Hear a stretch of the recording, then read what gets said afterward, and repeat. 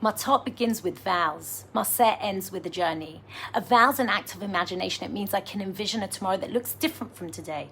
A journey is an act of affirmation. It says my life is not just a series of moments. There's a beginning and an end and a wilderness in between. And that wilderness, with hindsight, it becomes the place of revelation, a place where meaning emerges if I'm willing to see and hear the messages along the way.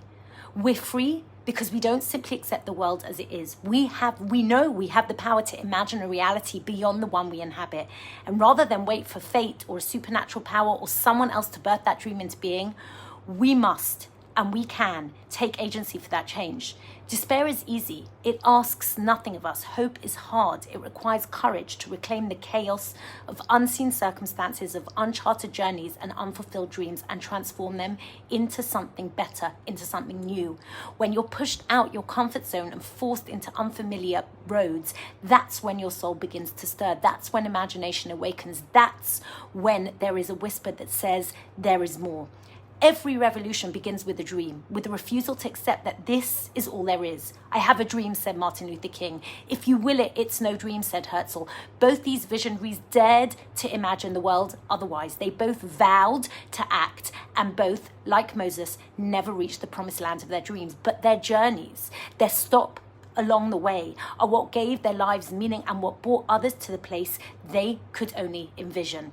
Franz Rosenzweig speaks about Jewish history as beginning and ending, beginning with creation and ending with redemption, and revelation being what's in the middle. Revelation isn't thunder and lightning from above. It's a warmth of the fire created in partnership between divine possibility and human innovation. It's when God whispers in the wilderness and we're quiet enough to hear him.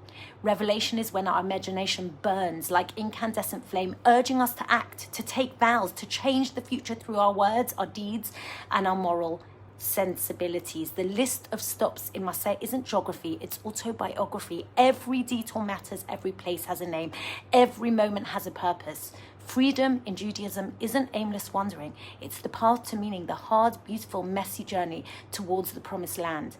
That's the story of our people, that's the story of each of our lives, a story with a beginning and an end, and a wilderness in between, a wilderness that if we walk it with courage and imagination, leads us to the promised land. Bamidbar teaches us that faith and freedom can coexist. Faith gives us the vision to see what could be, and freedom gives us the courage to act, to dream, to dare, to know that even in uncertainty, we are held by a loving God. Shabbat Shalom.